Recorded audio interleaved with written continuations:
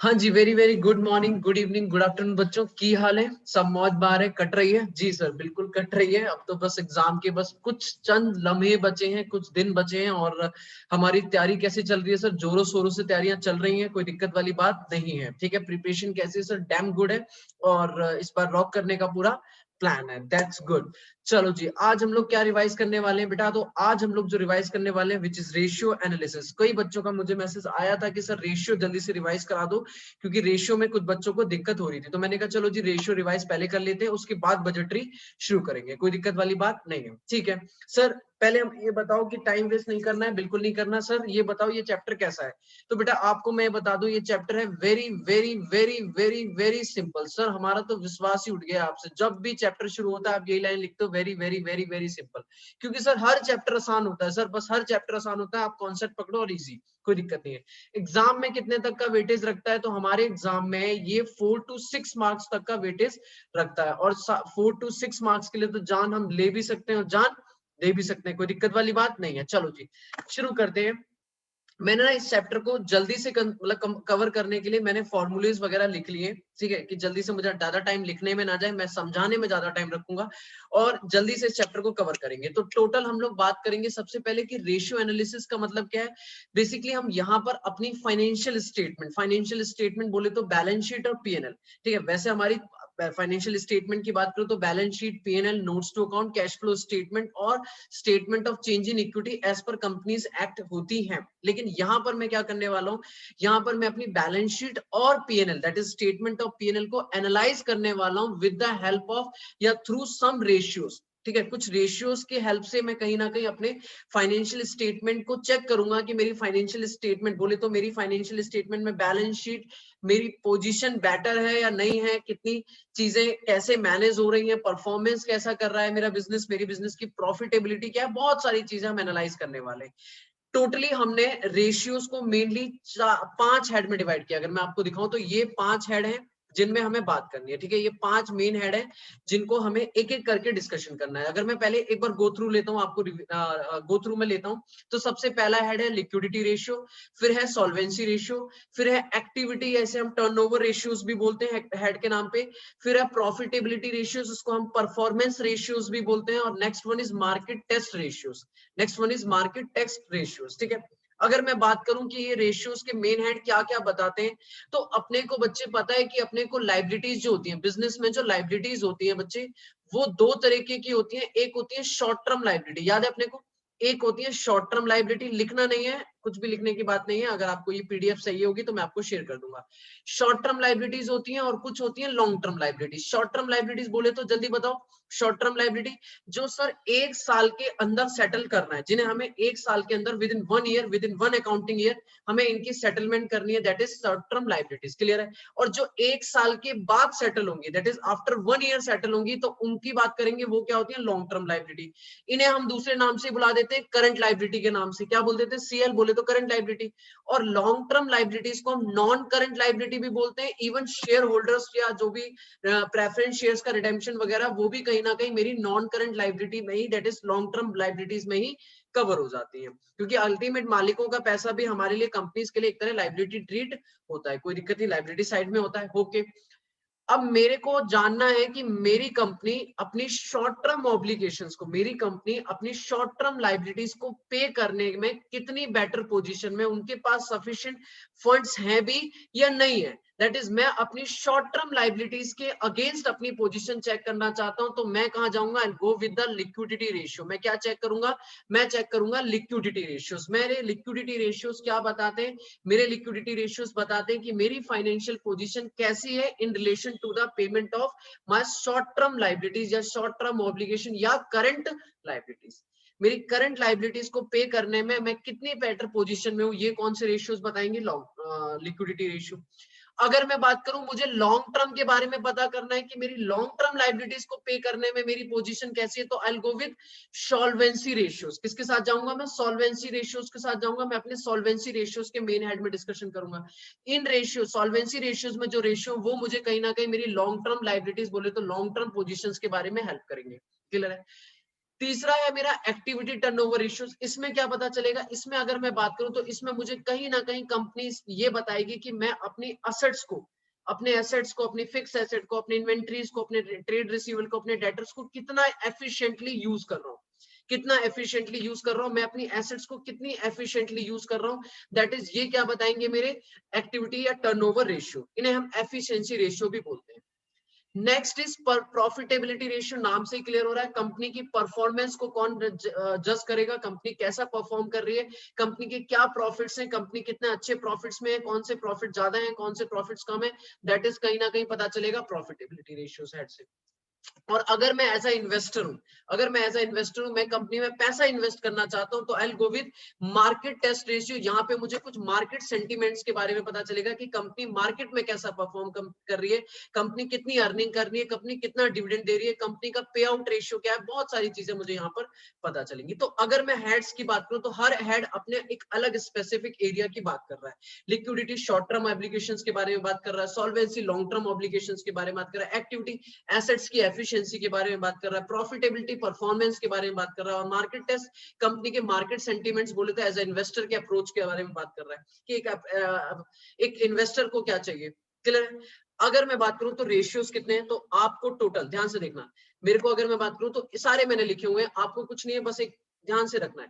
Liquidity ratio में अभी main discussion करूंगा, अभी आगे जाके पूरा डिस्कशन करूंगा। अभी अपने को क्या याद रखना है कि अपने को टोटल कितने रेशियो है। लिक्विडिटी रेशियो के अंदर हमें 3 रेशियो पढ़ने हैं, current ratio, liquid ratio, cash ratio. ठीक है, करंट रेशियो, लिक्विड रेशियो और कैश रेशियो। कोई दिक्कत वाली बात नहीं है, कोई दिक्कत नहीं है, अभी डिटेल में पढ़ेंगे। अगर सॉल्वेंसी रेशियो में आऊं तो पहला है डेब्ट equity ratio, fixed asset ratio, capital gearing ratio, proprietary ratio. ये 4 मेन हेड है। उसके बाद जो लास्ट में 2 हैं वो है कवरेज रेशियो, उसमें लास्ट में 2 हैं, इन्हें बोलेंगे कवरेज रेशियो। कुछ होते हैं कवरेज रेशियो, इनकी बात करेंगे। अगर टर्नओवर में आऊं तो पहला inventory, trade receivable, trade payable, working capital, ये मेन 4 मेन है। उसके बाद थोड़े से ऐसे ही है, नॉर्मल से ratio, fixed asset ratio, total asset turnover ratio और sales to capital employed ratio. ठीक है, सेल्स टू कैपिटल एम्प्लॉयड। अगर मैं यहाँ बात करूं प्रॉफिटेबिलिटी रेशियो में, तो प्रॉफिटेबिलिटी रेशियो में भी स्टार्टिंग के 4 हैं। जीपी रेशियो बोले तो gross profit ratio, NP ratio बोले तो net profit ratio, operating ratio, operating profit ratio, ये मेन 4 रेशियो। उसके बाद बाकी के 3 है रिटर्न्स, कि कंपनी कितना रिटर्न ले रही है, कितना रिटर्न कमा रही है, इसके बारे में अलग से बात करेंगे।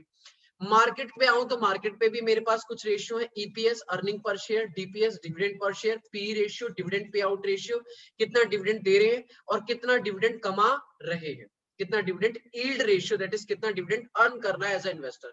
अगर मैं टोटल बोलूं तो बेटा अपने को याद रखना है कि अपने को टोटल 28 रेशियोज पढ़ने हैं, जिसमें से 3 लिक्विडिटी रेशियो में, 6 सॉल्वेंसी रेशियोज में, 7 कहीं ना कहीं यहाँ पर है, 7 यहाँ पर है टर्नओवर रेशियोज में, 7 मेरे प्रॉफिटेबिलिटी रेशियो में और 5 मेरे मार्केट टेस्ट रेशियो में। कुल मिला के टोटल 28 रेशियो आपको एग्जाम में 4 to 6 मार्क्स पूरे दिलवाएगा, और कोई मुश्किल वाली बात नहीं, एकदम सिंपल। क्या बिल्कुल तैयार, रेडी? बिल्कुल, यस सर।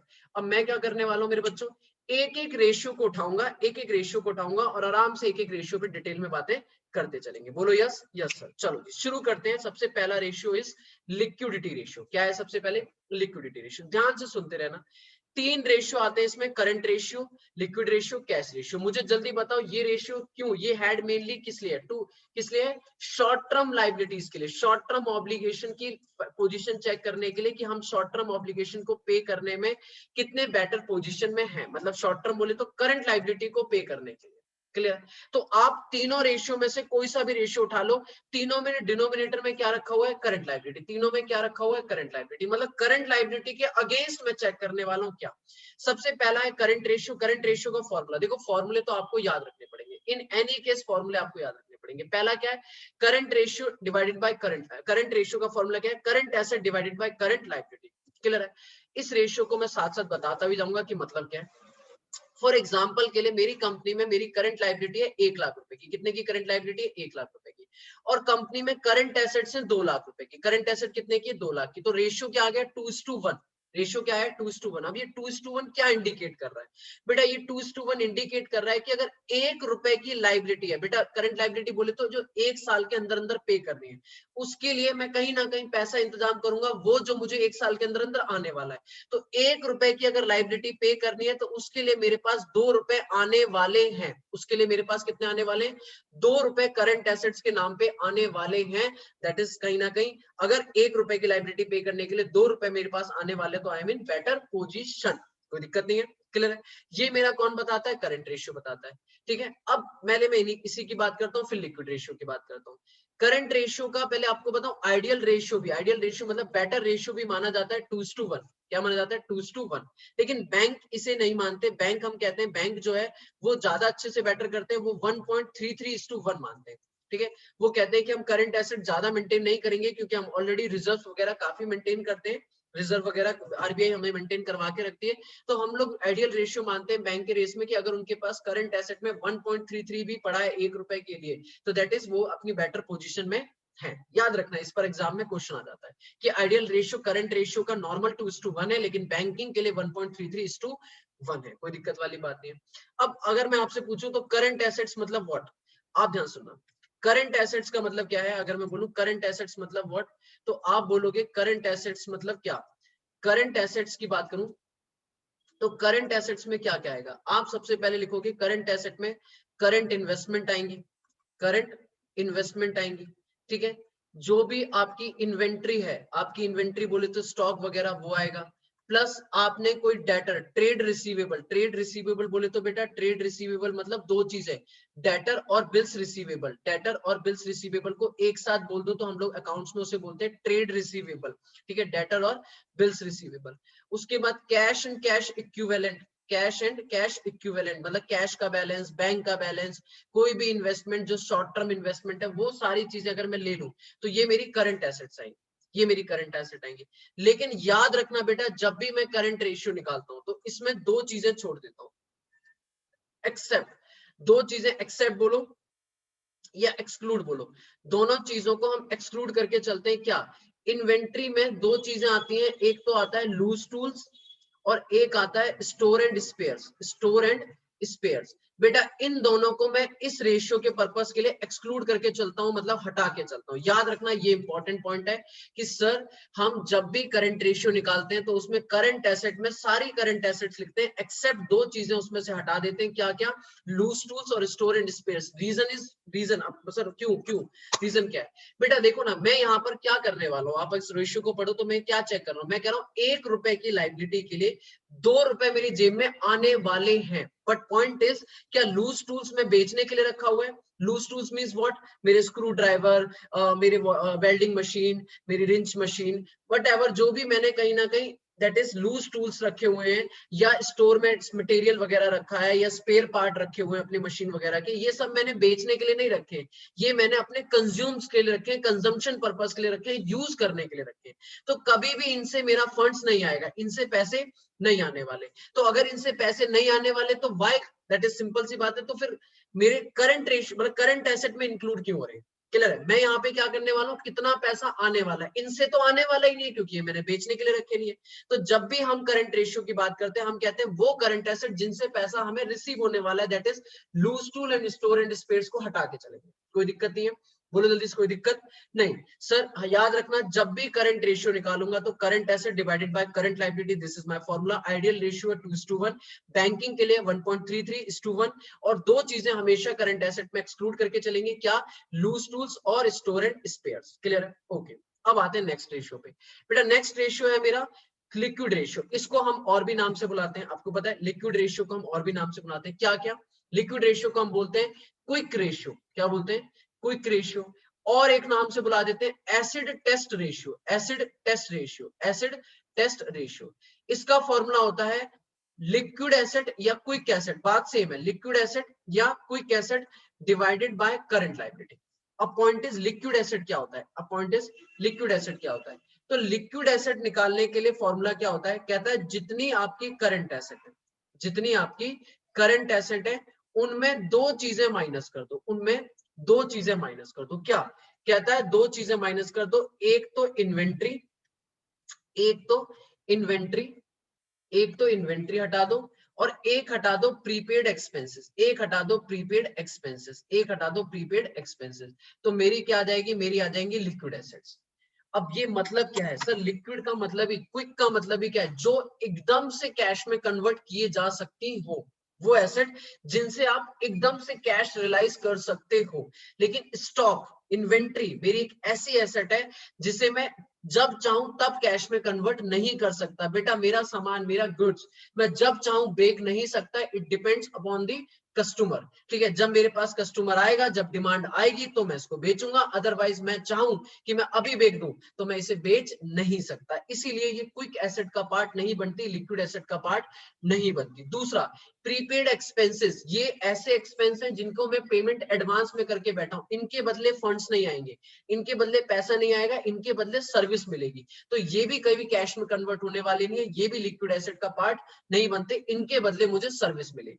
तो दो एसेट कौन कौन सी बेटा, इन्वेंट्री और प्रीपेड एक्सपेंस, इनको अगर करंट एसेट में हटा दूं तो क्या आ जाएगा मेरा, लिक्विड एसेट या quick asset. Quick asset divided by current liability हटाएंगे और रेशियो करेंगे तो मेरा क्या आ जाएगा, क्विक रेशियो। और क्विक रेशियो का आइडियल रेशियो बोलूं, अगर क्विक रेशियो का आइडियल रेशियो बोलूं तो आइडियल रेशियो रखा जाता है 1:1।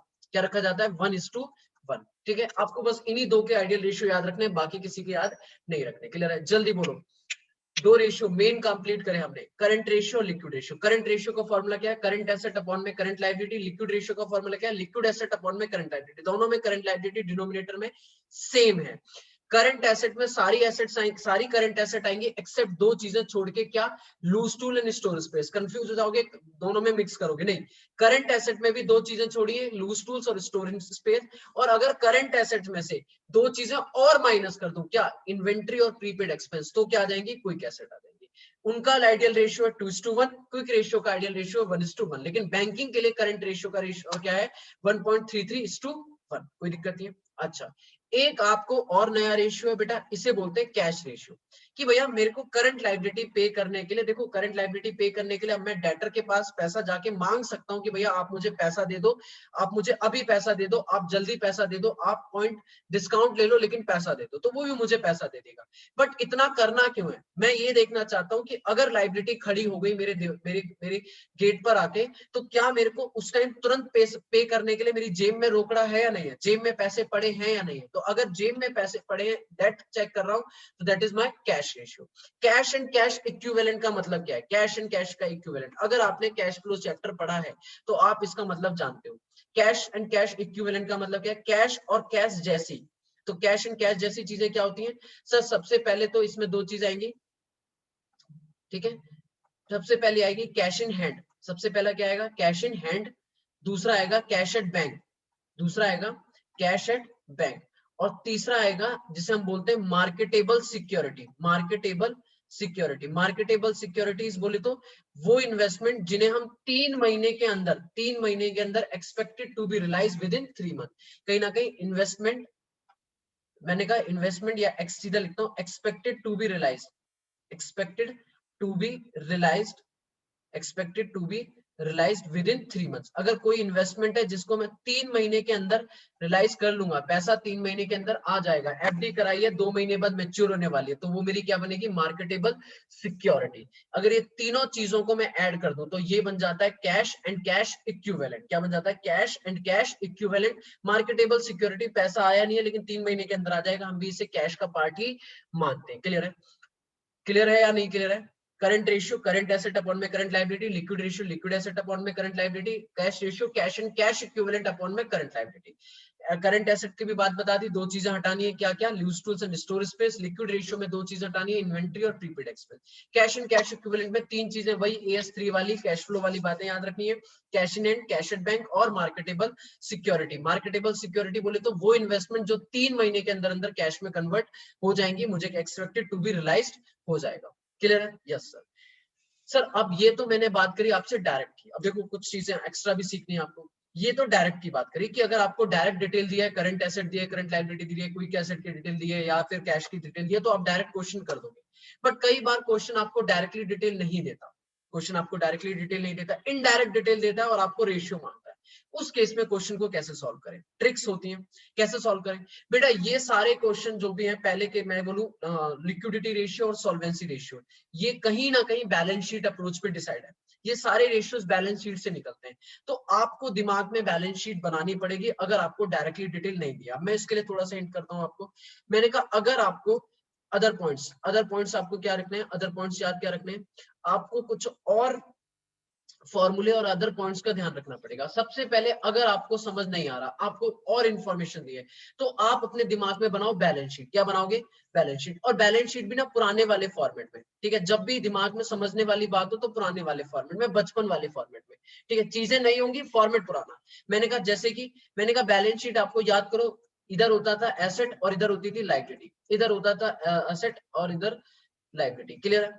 अब मैंने कहा देखो बैलेंस शीट में अगर मैं बोलूं फॉर्मेट पुराना है लेकिन चीजें नहीं डालेंगे, तो एसेट में नए फॉर्मेट के हिसाब से, आज के जमाने के हिसाब से दो चीजें आती हैं। एक तो आती है नॉन करंट एसेट्स, एक तो आती है नॉन करंट एसेट्स, और एक आती है बेटा करंट एसेट्स। एक नॉन करंट एसेट और एक आती है current asset. Non current asset वो एसेट जिनको एक्सपेक्टेड टू बी रिलाइज 12 महीने के बाद, मतलब जिन्हें मैंने यूज करने के लिए रखा है, जो 12 महीने से ज्यादा जिनकी लाइफ है। और करंट एसेट जो 12 महीने के अंदर कैश में रिलाइज हो जाएंगी। तो ये दोनों का टोटल लगा दूं तो मेरी टोटल एसेट आ गई।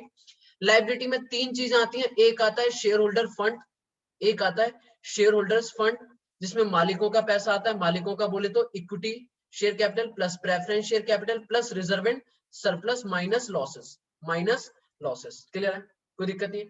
फिर दूसरी आती है नॉन करंट लाइबिलिटी, वो लाइबिलिटी जो 12 महीने के अंदर पे 12 महीने के बाद पे करनी है। और फिर आती है करंट लाइबिलिटी। फिर क्या आती है बेटा, करंट लाइबिलिटी। क्लियर है, वो लाइबिलिटी करंट लाइबिलिटी, कोई दिक्कत नहीं है।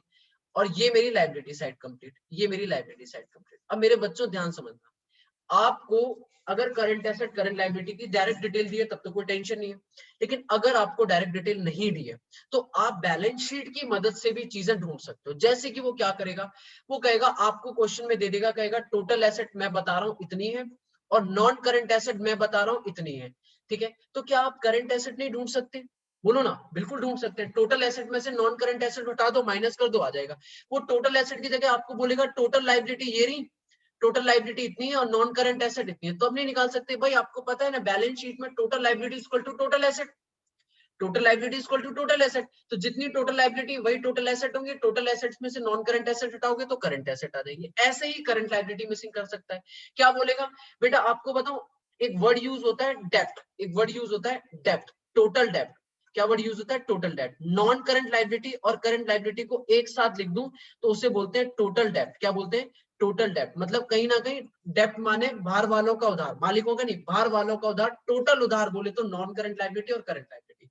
और नॉन करंट लाइबिलिटी को हम लोग बोलते हैं लॉन्ग टर्म डेप्ट। क्या बोलते हैं, लॉन्ग टर्म डेप्ट। वो उधार जो कहीं ना कहीं मेरे को 12 महीने से ज्यादा के लिए दिया हुआ है, दैट इज लॉन्ग टर्म डेप्ट। क्वेश्चन आपको लॉन्ग टर्म डेप्ट दे देगा और टोटल डेप्ट दे देगा, कहेगा करंट लाइबिलिटी ढूंढो, तो नहीं ढूंढ सकते। पर टोटल डेप्ट में से लॉन्ग टर्म हटा दो तो क्या आ जाएगा, करंट लाइबिलिटी आ जाएगी। क्वेश्चन कहेगा टोटल डेप्ट ये रहा, शेयर होल्डर फंड ये रहा, और नॉन करंट लाइबिलिटी बता देगा। तो आपको पता है नॉन टोटल डेप्ट में से नॉन करंट लाइबिलिटी हटा दो, करंट लाइबिलिटी आ गई। टोटल डेप्ट plus share holder fund add करो, टोटल एसेट आ गई। टोटल एसेट में से नॉन करंट एसेट हटाओ, करंट एसेट आ गई। किसी भी तरीके से वो तिगड़म बिठाएगा, आपको सिर्फ बैलेंस शीट अपने दिमाग में फ्रेम करनी है और उसके बाद अपने का क्वेश्चन करना है, उसके बाद क्वेश्चन करना है। कोई टेंशन वाली बात नहीं है, बस ये छोटे छोटे टर्म्स आपको याद रखने में, धीरे धीरे और भी टर्म्स बताऊंगा। तो मैंने आपको एक दो टर्म्स अभी अभी बताए, क्या क्या टर्म्स बताया मैंने कहा, अगर आपको याद रखना हो तो आप बोलोगे टोटल डेप्ट। टोटल डेप्ट का मतलब क्या है, टोटल डेप्ट is equal to non current liability plus current liability. और लॉन्ग टर्म डेप्ट, लॉन्ग टर्म डेप्ट का मतलब क्या है, लॉन्ग टर्म डेप्ट का मतलब है सीधा नॉन करंट लाइबिलिटी। आपको पता है वर्किंग कैपिटल, वर्किंग कैपिटल क्या होता है, वर्किंग कैपिटल का भी एक फॉर्मूला बहुत यूज होता है। Working capital means current assets minus current liability. बेटा आपके पास बिजनेस में 10 लाख की करंट एसेट है, आपके पास कितने की करंट एसेट है, 10 लाख की, और आपको लाइबिलिटी जो करंट लाइबिलिटी पे करनी है वो 6 लाख करनी है। तो 10 लाख पैसा आएगा साल में और 6 लाख आपको एक साल में देना है। तो फिर भी आपके पास 4 लाख सरप्लस बचेगा, 4 लाख इस साल सरप्लस बचेगा। उस 4 लाख से आप अपना धंधा करोगे, अपना बिजनेस करोगे, that is which is your working capital. कि वो आपकी क्या होगी, वर्किंग कैपिटल होगी। कि आप जो एक्स्ट्रा पैसा बचा है जिससे आप बिजनेस में वर्क करने वाले हो, विच इज वर्किंग कैपिटल। तो वर्किंग कैपिटल कैसे निकलेगी, current asset minus current liability. और आपको बताऊं मैं एक और चीज, आपको बताऊं करंट रेशियो को हम एक नाम से और बुलाते हैं जिसको हम बोलते हैं वर्किंग कैपिटल रेशियो। क्या बोलते हैं, वर्किंग कैपिटल रेशियो। क्यों? क्योंकि इसमें वर्किंग कैपिटल के दोनों एलिमेंट आ रहे हैं, करंट एसेट और करंट लायबिलिटी दोनों आ रहे हैं। देखो करंट एसेट अपॉन में करंट लायबिलिटी। अब वो क्या करेगा, आपको वर्किंग कैपिटल दे देगा और कहीं ना कहीं इस तरीके से दे देगा कि आप करंट एसेट या करंट लायबिलिटी में से एक चीज ढूंढ लोगे। तो आपको वर्किंग कैपिटल पता है, करंट एसेट या करंट लायबिलिटी में से एक चीज पता है, तो दूसरी चीज अपने आप ढूंढ लोगे। ये आपके करंट रेशियो के ऊपर पूरा का पूरा मैंने बात करी। करंट रेशियो में यही चीजें हैं। करंट रेशियो करो, लिक्विडिटी रेशियो यहीं पर खत्म होता है। पहला हेड मेन 3 रेशियो मैंने ये बात करी। डायरेक्ट डिटेल देगा तो भी कर लेंगे, इनडायरेक्ट डिटेल देगा तो बैलेंस शीट की अप्रोच से कर लेंगे। क्लियर है? क्वेश्चन अगली क्लास में, अगले लेक्चर में करूंगा, आज क्वेश्चन नहीं करवाऊंगा इस पे, आज सिर्फ टॉपिक डिस्कस करूंगा। ठीक है, अब मैं अपने नेक्स्ट की तरफ मूव कर रहा हूँ। Next one is solvency ratio. मुझे सारे बच्चे बताएंगे सॉल्वेंसी रेशियोज कब पढ़ते हैं हम लोग, सॉल्वेंसी रेशियोज कब पढ़ते हैं? सर सॉल्वेंसी रेशियोज हम पढ़ते हैं कहीं ना कहीं लॉन्ग टर्म लाइबिलिटीज, जैसे लॉन्ग टर्म डेब्ट या लॉन्ग टर्म लाइबिलिटीज या लॉन्ग टर्म ऑब्लिगेशंस की फाइनेंशियल पोजीशन को चेक करने के लिए कि कंपनी अपनी लॉन्ग टर्म लाइबिलिटीज को पे करने में बेटर पोजीशन में है या नहीं है, उसके पास सफिशिएंट फंड्स होंगे या नहीं होंगे। इसमें कई तरीके के रेशियोज आते हैं। पहले हम लोग मेन 4 रेशियो की बात करेंगे, डेब्ट equity, fix asset, proprietary ratio और कैपिटल गियरिंग रेशियो। फॉर्मूले याद रखने पड़ेंगे, बहुत आराम से याद होंगे अगर मेरे साथ सुनोगे। सबसे पहला है डेब्ट इक्विटी रेशियो। पहले इसकी बात करते हैं बेटा, मेन यही है। अगर मैं बात करूं तो इंपॉर्टेंट यही है, डेब्ट इक्विटी रेशियो। इसी में ही सारी बात हो जाएगी, इसी में सारी बात हो जाएगी। बाकी आपको आगे तो बस फॉर्मूले याद रखने। डेब्ट इक्विटी का नाम से ही निकल रहा है, डेब्ट अपॉन में इक्विटी। हियर इज, अब ध्यान सुनना, अब मेरी बात सुनना। यहाँ पर डेब्ट का मतलब क्या है अगर मैं बात करूं तो सबसे पहले मैं यहाँ लिखूंगा, रेड पेन यूज करता हूं मैं। मैंने कहा डेप्ट का मतलब क्या है अगर मैं बात करूं तो डेप्ट मतलब है यहाँ पर लॉन्ग टर्म डेप्ट। ठीक है, यहाँ पे लॉन्ग टर्म डेप्ट। वैसे डेप्ट इक्विटी रेशियो का फॉर्मूला 2 है, एक लॉन्ग टर्म डेप्ट भी यूज करता है वो, और एक टोटल डेप्ट भी यूज करता है। ठीक है, लॉन्ग टर्म डेप्ट से भी निकल जाता है लॉन्ग टर्म डेप्ट डिवाइडेड बाय इक्विटी और टोटल डेप्ट डिवाइडेड बाय इक्विटी। पर मैं यहाँ पे जहां जहां बोलूंगा तो वहां बोलूंगा लॉन्ग टर्म डेप्ट। अभी क्या मानेंगे सर, आपने ऊपर बताया था डेप्ट माने टोटल डेप्ट है, यस, लेकिन यहाँ डेप्ट का मतलब क्या है, लॉन्ग टर्म डेप्ट। यहाँ टोटल डेप्ट का मतलब क्या है, लॉन्ग टर्म। इस वैसे टोटल डेप्ट से भी निकाल सकते हैं, 2 रेशियो है डेप्ट इक्विटी के, बट मैं अभी जो यूज कर रहा हूँ वो कर रहा हूँ लॉन्ग टर्म डेप्ट divided by equity, divided by equity, इसकी बात कर रहा हूँ। क्लियर है? लॉन्ग टर्म डेप्ट बोले तो non current liability, non current liability, non current liability, कोई दिक्कत वाली बात नहीं है। क्लियर है? कोई दिक्कत वाली बात नहीं। इक्विटी का मतलब क्या है? इक्विटी का मतलब, इक्विटी मतलब है बेटा शेयर होल्डर फंड। इक्विटी का मतलब है share holders fund. Share holder fund का मतलब क्या है बेटा अगर मैं बात करूं तो शेयर होल्डर फंड का मतलब है इक्विटी शेयर कैपिटल। इक्विटी से इक्विटी का कोई लेना देना नहीं। आप ये नहीं सोचोगे कि इक्विटी मतलब इक्विटी फंड हो गया, नहीं। इक्विटी मतलब हो गया मालिकों का पैसा। तो मालिक कौन होते हैं? इक्विटी शेयर कैपिटल भी होते हैं, प्रेफरेंस शेयर कैपिटल भी होते हैं, और उन्होंने जो कमाया that is reserve and surplus भी होता है। और अगर कोई लॉसेज है या कोई फिक्टिशियस एसेट बोले तो सर दैट इज लॉसेज। मैंने कहा डेफर्ड रेवेन्यू एक्सपेंडिचर है, पीएनएल का डेबिट बैलेंस है, एडवर्टाइजमेंट सस्पेंस अकाउंट है, ये सब फिक्टिशियस एसेट बोले तो लॉस है। बोले तो ये क्या है? लॉस है। तो लॉस क्या कर दूंगा? माइनस कर दूंगा। तो मेरा क्या आ जाएगा? That is share holder fund आएगा। अब मेरे बच्चों एक बात ध्यान रखिए, सबसे ज्यादा कंफ्यूजन पार्ट यही होता है, सर शेयर होल्डर फंड के कई नाम है। मैं आपको बोलूं शेयर होल्डर फंड के कई नाम है, क्या क्या नाम है ध्यान सुनना। शेयर होल्डर फंड के नाम, पहला नाम, पहला नाम इसका क्या है? पहला तो शेयर होल्डर फंड ही हो गया, पहला ये पहला नाम हो गया। अगर मैं बोलूं दूसरा नाम, इसको हम प्रोप्राइटरी फंड भी कहते हैं। प्रोप्राइटरी वर्ड बना है प्रोप्राइटर से, और प्रोप्राइटर मतलब होता है मालिक, प्रोप्राइटरी फंड भी बोलते हैं। इसको हम बोलते हैं बेटा, ध्यान से अगर मैं बोलूं तो इसको बोलते हैं ओनर्स फंड, ओनर्स फंड। ठीक है, मालिकों का पैसा, नॉर्मल नाम ले रहा हूं। और सबसे इंपॉर्टेंट नाम लेने जा रहा हूं बेटा, नेट वर्थ भी बोलते हैं इसे। क्या बोलते हैं? Net worth. ठीक है, कहीं ना कहीं क्या बोलते हैं? नेट वर्थ भी बोल देते हैं। पक्की बात है? क्लियर है? नेट वर्थ भी हम इसको लेके चलते हैं। ठीक है,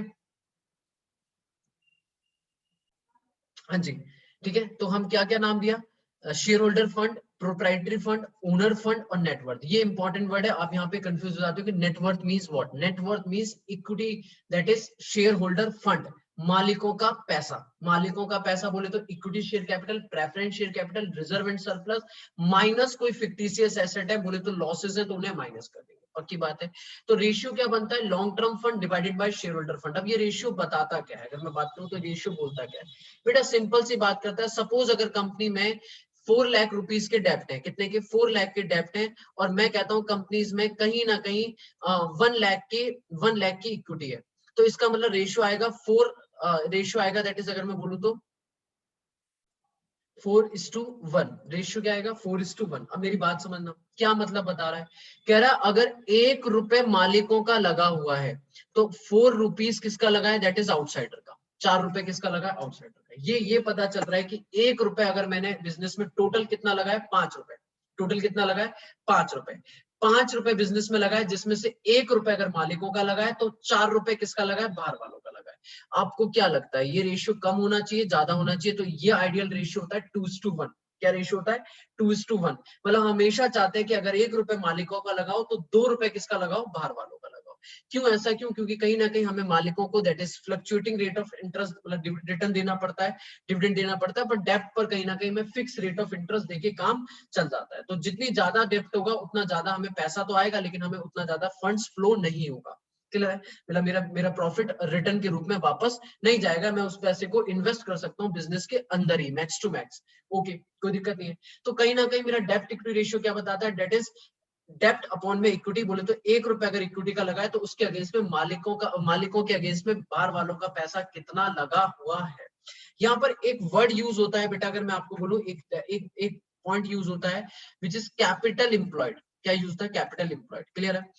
वो आपको कहीं ना कहीं डायरेक्ट डिटेल नहीं देता है, इनडायरेक्ट डिटेल देता है, तब ये इन्फॉर्मेशन देता है। कैपिटल एम्प्लॉयड का मतलब क्या है, कैपिटल एम्प्लॉयड को बोलूं तो इसका मतलब है डेप्ट प्लस इक्विटी। अगर मैं बोलूं तो लॉन्ग टर्म डेप्ट, लॉन्ग टर्म डेप्ट प्लस इक्विटी, बोले तो शेयर होल्डर फंड। मतलब दैट इज, अगर मैं कैपिटल एम्प्लॉयड को वर्ड में बोलूं तो वो लोग जो बिजनेस में पैसा लगा रखा है, उन लोगों का पैसा जो बिजनेस में पैसा लगाया जिन्होंने for the purpose of long term. ठीक है, करंट लाइबिलिटी को नहीं लेंगे भाई। देखो पैसा लाइबिलिटी साइड में लगा होता है कि इन लोगों ने पैसा लगाया, इन लोगों ने बिजनेस में पैसा इन्वेस्ट किया है, बट जो लॉन्ग टर्म पर्पस के लिए इन्वेस्ट किया है वो कौन है, दो लोग हैं, या तो मालिक है, मालिकों ने लॉन्ग टर्म फंड्स के लिए दिया है, या नॉन करंट लाइबिलिटी वाले। तो अगर मैं बोलूं दोनों को, नॉन करंट लाइबिलिटी और share holder fund, non current liability और शेयर होल्डर फंड को अगर मैं दोनों को ऐड कर दूं तो मेरा क्या आ जाता है, कैपिटल एम्प्लॉयड। और कैपिटल एम्प्लॉयड को हम लोग एक नाम से और बुलाते हैं, हम बोलते हैं इन्हें नेट एसेट्स। क्या बोलते हैं बेटा, नेट एसेट्स भी बोल देते हैं। ठीक है, क्या बोल देते हैं, नेट एसेट्स भी वर्ड यूज कर देते हैं, एसेट्स माइनस करंट लाइबिलिटी भी यूज कर देते हैं। ठीक है, कोई दिक्कत नहीं है। ओके, क्लियर है? अच्छा, चलो मेरी बात सुनना। हाँ जी, मेरी बात सुनना, अभी बात खत्म नहीं हुई। हाँ मैं क्या बोल रहा था, इसको अभी करते हैं। हाँ, अब मैं ये रेशियो क्यों बता रहा था, कहीं कहीं ना कहीं इस रेशियो के कैपिटल एम्प्लॉयड के लिए, कैपिटल एम्प्लॉयड के लिए बेटा कहीं ना कहीं मेरे को ये दोनों ही डेप्ट और इक्विटी कंपोनेंट एक साथ मिलते हैं। तो मैं कहता हूँ इतना पैसा लॉन्ग टर्म में लगा हुआ है, और ये रेशियो मेरा ये बताता है कि सर उसमें से कितना रेशियो मालिकों का लगा है, कितना पैसा बाहर वालों का। तो अगर मैं बोलूँ 4:1 आ रहा, तो टोटल कैपिटल एम्प्लॉयड कितना है, 5 रुपए। टोटल कैपिटल एम्प्लॉयड कितना है, 5 रुपए। अब क्वेश्चन क्या करता है, क्वेश्चन आपको लॉन्ग टर्म डेब्ट दे देगा और कैपिटल एम्प्लॉयड दे देगा, कहेगा इक्विटी खुद ढूंढ लो। तो कोई दिक्कत नहीं है, कैपिटल एम्प्लॉयड में से क्या उठा देंगे, डेब्ट हटा देंगे, या अगर इक्विटी हटा देंगे तो हमारा क्या आ जाएगा, एक चीज हटाएंगे एक चीज आ जाएगी। कहीं ना कहीं मैं बोलूं डेब्ट और इक्विटी को दोनों को ऐड करा तो क्या आ जाएगा, कैपिटल एम्प्लॉयड आ जाएगा। कोई दिक्कत नहीं है, दिस इज डेब्ट इक्विटी रेशियो। अब आते हैं फिक्स एसेट रेशियो। बेटा ये रेशियो क्या बताता है, अगर मैं बोलूं कंपनी के पास फिक्स एसेट है 10 लाख की, कंपनी के पास फिक्स एसेट कितनी है, 10 लाख की, और कंपनी में जो डेप्ट लगा है वो लगा है 7 लाख रुपए का। कंपनी में क्या लगा है, डेप्ट लगा है 7 लाख। यहाँ पे भी डेप्ट का मतलब अगेन इस पूरे रेशियो में डेप्ट का मतलब क्या, लॉन्ग टर्म डेप्ट। इन पूरे जितना भी डेप्ट वर्ड यूज होगा वहां सबका मतलब क्या है, लॉन्ग टर्म डेप्ट। तो कहीं ना कहीं नॉन करंट लाइबिलिटी पैसा लगा है 7 लाख का। अब बेटा लॉन्ग टर्म डेप्ट का मतलब क्या है, पैसा जो लंबे समय के लिए आता है। उस पैसे को बेटा सिंपल सी बात है, जो पैसा करंट लाइबिलिटी से आ रहा है हम उसे इन्वेस्ट करते हैं करंट एसेट्स में, और जो पैसा नॉन करंट लाइबिलिटी से आ रहा है उसे इन्वेस्ट करते हैं नॉन करंट एसेट में। सिंपल सी बात है, जो पैसा लॉन्ग टर्म फंड के लिए आ रहा है उन्हें लॉन्ग टर्म एसेट्स में यूज करेंगे। तो कंपनी ये देखना चाहती है, मालिक ये देखना चाहती है कि भैया अगर इस रेशियो को निकाले तो जो भी रेशियो आएगा, कहीं ना कहीं अगर मैं बोलूं तो परसेंटेज, इसको क्या करेंगे, इसको मैं थोड़ा सा करूं, ठीक से करूं, इसका रेशियो मैं इसको पॉइंट में करूं तो कितना आएगा ये, एक मिनट देखो मुझे,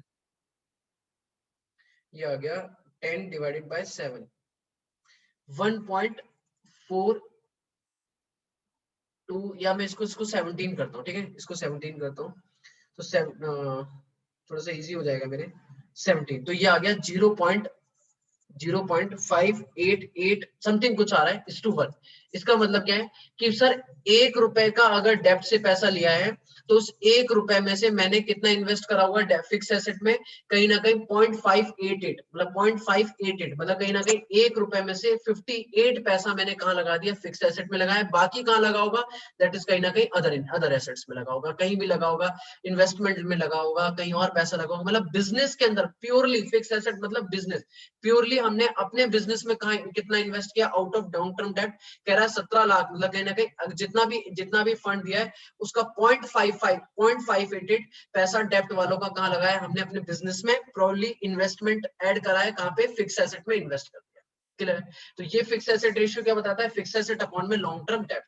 इक्विटी प्रोप्राइटरी रेशियो क्या बताता है बेटा, प्रोप्राइटरी रेशियो अगर मैंने कहा कि प्रोप्राइटरी रेशियो सपोज इक्विटी है मेरी 7 लाख की, ठीक है, और टोटल एसेट है मेरे पास suppose suppose suppose suppose 10 lakh के, कितने, 10 लाख के, तो ये हो जाएगा कहीं ना कहीं 0.7:1, ठीक है, 0.7:1। इसका मतलब 1 रुपए की एसेट में, अगर मैं सिंपल बोलूं, इसे वैसे परसेंटेज में निकाला जाता है, प्रोप्राइटरी रेशियो को हम जनरली परसेंटेज में निकालते हैं, तो अगर मैं परसेंटेज में निकालूं तो 70% समथिंग आ रहा है, कितना आ रहा है, 70%।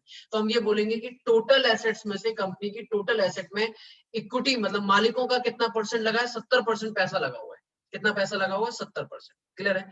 मालिकों का पैसा कितना लगा हुआ, 70%। ये रेशियो पढ़ते हैं हम, इस तरीके से रेशियो पढ़ते हैं कि सर फिक्स एसेट्स में कितना पैसा डेप्ट वालों का लगा हुआ है, टोटल एसेट्स में मालिकों का कितना पैसा लगा हुआ है, that is proprietary ratio. Clear? Capital gearing ratio अगर मैं बोलूं तो कैपिटल गियरिंग रेशियो ऊपर देखोगे तो डेप्ट प्लस प्रेफरेंस, मतलब वो लोग जिनको हमें फिक्स्ड देना है, फिक्स्ड इनकम देनी है, फिक्स्ड इनकम बियरिंग सिक्योरिटीज की, मतलब जो ऐसी सिक्योरिटीज, ऐसे लोग जिन्होंने पैसा दिया है और उन्हें क्या चाहिए, फिक्स चाहिए। भैया देखो, डेप्ट वालों को फिक्स इंटरेस्ट जाता है और प्रेफरेंस वालों को फिक्स डिविडेंड जाता है। Divided by equity share holder fund, मतलब फ्लक्चुएटिंग इनकम बियरिंग सिक्योरिटी, मतलब कहीं ना कहीं मैं जो इक्विटी वालों को पे करता हूँ वो फिक्स नहीं होता, फ्लक्चुएटिंग होता है। तो मैं कहूंगा अगर ये रेशियो आ रहा है सपोज 2:1, तो इसका मतलब 1 रुपए ऐसे लोगों का लगा हुआ है जो जिनको मुझे फ्लक्चुएटिंग पैसा देना है, मतलब जो कमाएंगे उस पर हिसाब से देंगे, और 2 रुपए ऐसे लोगों का लगा है जिनका फिक्स अमाउंट है कि इतना देना ही देना है, इतना देना ही देना, फिक्स पड़ेगा, इससे ज्यादा नहीं, ना कम ना इससे ज्यादा ज्यादा। क्लियर है? ये फिक्स है कि इतना देना पड़ेगा अगर हम कमाएंगे तो, और दैट इज फ्लक्चुएटिंग, मतलब अगर हम इतना कमाएंगे तो ये कितना भी ज्यादा दे सकते हैं, कितना भी कम कर सकते हैं, इट्स फ्लक्चुएटिंग। क्लियर है? तो टोटल 4 रेशियो आपको याद रखने हैं, क्या क्या, डेप्ट equity ratio, fixed asset ratio, proprietary ratio और कैपिटल गेयरिंग। जल्दी बोलो क्या क्या। डेप्ट इक्विटी रेशियो बोले तो डेप्ट अपॉन में इक्विटी, नाम से ही क्लियर है, देखो नाम से ही क्लियर है, डेप्ट अपॉन में इक्विटी। डेप्ट का यहाँ इस पूरे रेशियो में डेप्ट का मतलब क्या है बेटा, डेप्ट का मतलब है कहीं ना कहीं लॉन्ग टर्म डेप्ट, ठीक है। डेप्ट अपॉन में इक्विटी, इक्विटी मतलब शेयर होल्डर फंड, इक्विटी मतलब शेयर होल्डर फंड। तो पहला है डेप्ट अपॉन में इक्विटी, दूसरा है fix asset ratio, fixed asset upon में डेप्ट, कहीं ना कहीं फिक्स एसेट में कितना पोर्शन डेप्ट का लगा हुआ है। क्लियर? प्रोप्राइटरी रेशियो बोल रहा है कि इक्विटी का कितना परसेंट मेरा टोटल एसेट्स में लगा हुआ है। कैपिटल गियरिंग, कितना पैसा ऐसा है जो फिक्स्ड लोगों का लगा हुआ है, कितना पैसा डिवाइडेड बाय ऐसा है जो फ्लक्चुएटिंग लोगों का लगा हुआ है। क्लियर है? रेशियो याद तो करने पड़ेंगे। क्लियर है? अब आता है इंटर कवरेज रेशियो। कवरेज मतलब हमारी जो चीजें हैं वो कैसे, अगर मैं बोलूं आपको इनकम स्टेटमेंट बनानी आती है, इनकम स्टेटमेंट आपको पता है प्रॉफिट लॉस कैसे बनता है, अगर इनकम स्टेटमेंट हो तो सबसे पहले इनकम्स आती है, सबसे पहले हम इनकम्स लिखते हैं, फिर उनमें से खर्चे माइनस करते हैं, उनमें से खर्चे माइनस करते हैं, जो भी एक्सपेंसेस हो रहे हैं वो माइनस करते हैं, तो हमारे सामने आता है ईबीआईटी, जिसे हम बोलते हैं profit before interest and taxes, बोले तो ईबीआईटी या पीबीआईटी, बात सेम है, earning before interest and tax, और दैट इज पीबीआईटी। इसमें से हम देते हैं सबसे पहले इंटरेस्ट, जो भी इंटरेस्ट का खर्चा देना है नॉन करंट लायबिलिटी वगैरह पे, डिवेंचर्स वगैरह को, बैंक लोन वगैरह पे जो भी इंटरेस्ट देना है वो माइनस करेंगे। उसके बाद आएगा EBT, that is earning before tax, उसमें से टैक्स पे करेंगे। टैक्स के बाद आएगा ईएटी, ईएटी बोले तो PAT, profit after tax, profit after tax बोले तो नेट प्रॉफिट, इसे बोलते हैं नेट प्रॉफिट, ठीक है, प्रॉफिट आफ्टर टैक्स बोले तो नेट प्रॉफिट। नेट प्रॉफिट में से फिर देते हैं प्रेफरेंस डिविडेंड, फिर देते हैं प्रेफरेंस डिविडेंड, प्रेफरेंस डिविडेंड देते हैं। प्रेफरेंस डिविडेंड के बाद जो आता है वो आता है कहीं ना कहीं मेरे पास profit available for equity share holder, profit available for equity share holder, available for equity share holder. और profit available for equity share holder में अगर मैं डिवाइड कर दूं, अगर मैं दे दूं प्रेफरेंस के बाद इक्विटी को पैसा, इक्विटी को पैसा, इक्विटी डिविडेंड को, इक्विटी डिविडेंड, तो फिर जो पैसा बचता है वो जाता है कहीं ना कहीं ट्रांसफर टू रिजर्व में या बैलेंस शीट में। ट्रांसफर टू रिजर्व, जो भी रिजर्व में ट्रांसफर करना है वो रिजर्व में जाता है, बाकी जो है वो आ जाता है closing balance of statement of PNL में चला जाता है, ठीक है, एसपीएल में चला जाता है, बैलेंस शीट में मतलब ट्रांसफर हो जाता है।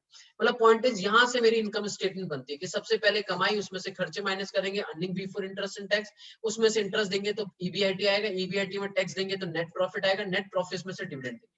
अब मैं कहता हूं कि भैया मैं इंटरेस्ट को पे करने के लिए कितना प्रॉफिट कमा रहा हूं, that is my coverage ratio, कितना प्रॉफिट कवर हो रहा है, मतलब कितना प्रॉफिट कवर हो रहा है। तो कहीं ना कहीं इंटरेस्ट जो पे हो रहा हूं, बच्चे आप ही देखो ना, इंटरेस्ट कहां से पे हो रहा है, इंटरेस्ट यहां से पे हो रहा है, इस प्रॉफिट में से पे हो रहा है। तो हमारा फॉर्मूला बनता है ईबीआईटी अपॉन में इंटरेस्ट, ईबीआईटी अपॉन में इंटरेस्ट। अब मैंने कहा सपोज ईबीआई इंटरेस्ट है 1 लाख का और इंटरेस्ट दिया मैंने 20,000, इंटरेस्ट मुझे जो देना था 20,000, तो फॉर्मूला क्या बनेगा, 1 lakh divided by 20,000, 1 lakh divided by 20,000, that is 5 times, that is 5 times। Coverage ratio हमेशा टाइम्स है कि मतलब मुझे जितना इंटरेस्ट देना है उसका 5 टाइम्स, 5 गुना मैं प्रॉफिट कमा रहा हूँ। That is more than secured, उनका इंटरेस्ट कभी भी डूबने वाला नहीं है। ये डिवेंचर वालों को टेंशन नहीं है कि भैया उनका पैसा कभी भी डूबने वाला नहीं है, दैट इज उनको इंटरेस्ट हमेशा सिक्योरली मिलेगा, ठीक है। तो इंटरेस्ट कवरेज रेशियो क्या बनाता है, ईबीआईटी अपॉन में इंटरेस्ट। लॉजिकली सोचोगे याद हो जाएगा, रट्टा लगाओगे दिक्कत होगा कि सर इंटरेस्ट कहां से दिया जाता है, earning before interest and tax है, तो earning before interest and tax divided by interest. Dividend कहां से दिया जाता है, तो अगर मैं डिविडेंड की शुरुआत करूं तो डिविडेंड की शुरुआत होती है पैट से, तो फॉर्मूला क्या बनता है, PAT divided by dividend, PAT divided by dividend. कोई सा भी डिविडेंड हो, इक्विटी या प्रेफरेंस का जनरली प्रेफरेंस के लिए निकाला जाता है रेशियो, प्रेफरेंस के लिए निकाला जाता है, इक्विटी वालों के लिए मार्केट टेस्ट रेशियो होते हैं, ये रेशियोज नहीं होते, ठीक है। तो ये डिविडेंड प्रेफरेंस के डिविडेंड के लिए बात की जाती है, यहाँ पर जो डिविडेंड बात होता है वो प्रेफरेंस की डिविडेंड बात होती है। तो पैट डिवाइडेड बाय प्रेफरेंस। अब मैंने कहा पैट सपोज यहाँ पर आ रहा है 50,000, पैट आ रहा है 50,000 और मैं यहाँ पे दे रहा हूँ कहीं ना कहीं 20,000 का, तो भैया 50,000 डिवाइडेड बाय 20,000, 50,000 डिवाइडेड बाय 20,000 जो भी आएगा दैट इज ये आएगा 2.5 टाइम्स, 2.5 टाइम्स। 20,000 देने के लिए मैं कहीं ना कहीं 2.5 टाइम्स प्रॉफिट कमा के रख रहा हूँ अपने पास। कोई दिक्कत है, बोलो जल्दी से, कोई दिक्कत नहीं।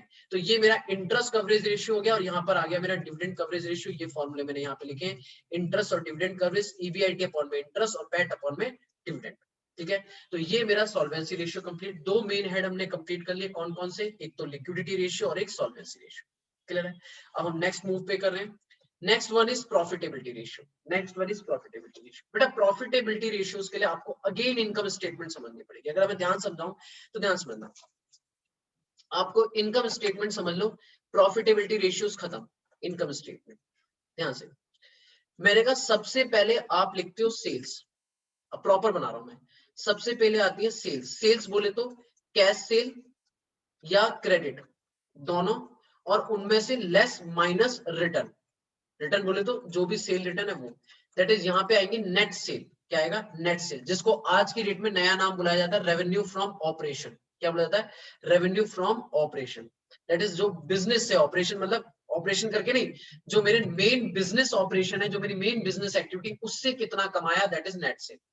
उस नेट सेल में से अगर मैं माइनस कर दूं cost of goods sold, cost of goods sold, कि हमने जो सामान बेचा है उसकी कॉस्ट कितनी है, दैट इज पूरा सामान बेचा उसको प्राइस लिखा, उसमें से उसकी कॉस्ट माइनस कर दो तो बेटा मेरे सामने आता है ग्रॉस प्रॉफिट। क्या नंबर आता है, ग्रॉस प्रॉफिट, क्लियर है, क्या नजर आता है, ग्रॉस प्रॉफिट, पक्की बात है। इसमें से अगर मैं माइनस कर दूं, बेटा ध्यान से, इसमें से माइनस कर दूं ऑपरेटिंग एक्सपेंसेस, क्या माइनस कर दूं, ऑपरेटिंग एक्सपेंसेस, क्लियर है, क्या माइनस कर दूं, ऑपरेटिंग एक्सपेंसेस, क्लियर है। ऐड कर दूं अगर कोई ऑपरेटिंग इनकम से, कोई ऐड कर दूं ऑपरेटिंग इनकम से, ऑपरेटिंग एक्सपेंसेस ऑपरेटिंग इनकम्स क्या होती है अभी डिटेल में बात करेंगे। मैंने कहा बस याद रख लो ऑपरेटिंग मतलब बिजनेस, जो मेरे मेन बिजनेस एक्टिविटीज में खर्चे हो रहे हैं, सैलरी, डेप्रिसिएशन, ये सारे खर्चे, रेंट वगैरह, फैक्ट्री का रेंट जा रहा है, एडवर्टाइजमेंट, ये सारे खर्चे धंधे की वजह से हो रहे हैं, बिजनेस की वजह से हो रहे हैं, ऑपरेटिंग खर्चे। अगर इन खर्चों को माइनस कर दो और इनकम ऐड कर दो तो मेरा आता है ऑपरेटिंग प्रॉफिट। क्या जाता है, ऑपरेटिंग प्रॉफिट, क्या जाता है बेटा, ऑपरेटिंग प्रॉफिट, क्लियर है। और ऑपरेटिंग प्रॉफिट में अगर मैं माइनस कर दूं नॉन ऑपरेटिंग एक्सपेंसेस, क्या माइनस कर दूं, non operating expenses, non operating expenses, और प्लस कर दूं नॉन ऑपरेटिंग इनकम, प्लस कर दूं नॉन ऑपरेटिंग इनकम, तो मेरी क्या आ जाता है, नेट प्रॉफिट। तो मेरा क्या जाता है बेटा, नेट प्रॉफिट, तो मेरा क्या जाता है, नेट प्रॉफिट, तो मेरा आ जाता है नेट प्रॉफिट। तो आप जो नेट प्रॉफिट पे पहुंचते हो वो 3 तरीके के लेयर से पहुंचते हो। सबसे पहला अगर मैं बोलूं तो वो है हमारा ग्रॉस प्रॉफिट, फिर है ऑपरेटिंग प्रॉफिट और फिर है नॉट प्रॉफिट। अब बीच में ये आते हैं कि सर ये ऑपरेटिंग क्या है और नॉन ऑपरेटिंग क्या है। तो हम ऑपरेटिंग को नहीं पता लगा सकते, बिजनेस का नेचर है, कोई भी खर्चा ऑपरेटिंग हो सकता है। हम पता लगाते हैं नॉन ऑपरेटिंग। हम कहते हैं इनकी लिस्ट पता है, इनके अलावा जो भी खर्चे या इनकम होंगे वो सारे ऑपरेटिंग होंगे। इनमें क्या है, अगर मैं बोलूं नॉन ऑपरेटिंग खर्चों की बोलूं तो नॉन ऑपरेटिंग खर्चे नाम से नजर आ रहे हैं, तो जो मेरे बिजनेस की वजह से नहीं हो रहे, जैसे कि अबनॉर्मल, जो अबनॉर्मल है, लाइक मैंने कहा loss due to fire, loss due to fire, theft, या कोई भी नेचुरल डिजास्टर की वजह से मेरे को लॉस हो रहा है, वो यहाँ पर आएगा। नेचुरल डिजास्टर की वजह से लॉस हो रहा है, यहाँ पे आएगा। कोई मेरे को सपोज इंटरेस्ट पे करना पड़ रहा है, ठीक है, इंटरेस्ट पे करना पड़ रहा है, डिविडेंड पे करना पड़ रहा है, ठीक है, ये सब मेरे लिए क्या है, नॉन ऑपरेटिंग है। दैट इज डिविडेंड पे करना पड़ रहा है, ये मेरे लिए क्या है, नॉन। डिविडेंड वैसे यहाँ पे नहीं लिखूंगा, ठीक है, दैट इज वो मेरे लिए नेट प्रॉफिट के बाद होता है। इंटरेस्ट पे करना पड़ रहा है, यहाँ पर आएगा। अगर मैं बोलूं सर और क्या कर सकते हैं हम यहाँ पे, नॉन ऑपरेटिंग की इनकम की बात करूं, अच्छा मैं यहाँ पे करूं कि loss on sale of asset है, कोई एसेट बेच रहा हूँ और उस एसेट को बेचने पे कोई लॉस हो रहा है, ठीक है, कोई भी लॉस हो रहा है, तो वो यहाँ पर आएगा। क्लियर है। नॉन ऑपरेटिंग इनकम क्या है, इंश्योरेंस क्लेम आ रहा है, insurance claim for above loss, जो ऊपर लॉस हुआ था, लॉस बाय फायर वगैरह, उसके लिए इंश्योरेंस क्लेम आ रहा है, ठीक है।